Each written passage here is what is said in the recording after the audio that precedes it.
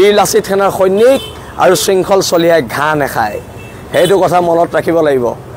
আৰু অনাগত দিনত খিলঞ্জীয়াৰ আধিপত্য থকা অসম হ'ব খিলঞ্জীয়াৰ আধিপত্য থকা অসম হ'ব থানাৰ ওচে মোলে এখন প্ৰেম পত্ৰ পঠিয়াইছিলে সেই প্ৰেম পত্ৰখন মই একচেপ্ট কৰিছোঁ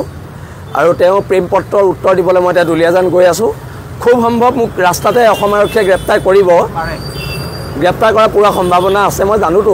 অসম আৰক্ষীৰ চৰিত্ৰ মই জানো আৰু সেইকাৰণে অসমবাসী দুলীয়াজানবাসীক প্ৰথম ধন্যবাদ জনাইছোঁ আজি দুলীয়াজান স্তব্ধ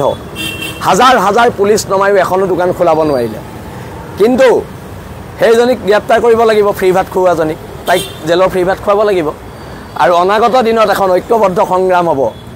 আজি মাৰ ভৰিত ধৰি দেউতাৰ ফটোত সেৱা কৰি সৰহ গগৈ মই ওলাই আহিছোঁ মাক কৈ আহিছোঁ ৩-৪ মান আহিব পাৰোঁ জেলত থাকিব পাৰোঁ আৰু এটা কথা স্পষ্ট বীৰ লাচিত সেনাৰ সৈনিক আৰু শৃংখল চলিয়াই ঘাঁহ নাখায় সেইটো কথা মনত ৰাখিব লাগিব আৰু অনাগত দিনত খিলঞ্জীয়াৰ আধিপত্য থকা অসম হ'ব খিলঞ্জীয়াৰ আধিপত্য থকা অসম হ'ব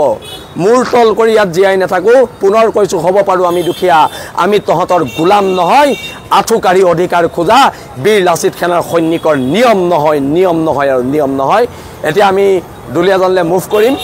আমি আগবাঢ়িম আৰু খিলঞ্জীয়া জনগণৰ আশীৰ্বাদ আমি বিচাৰিছোঁ অনাগত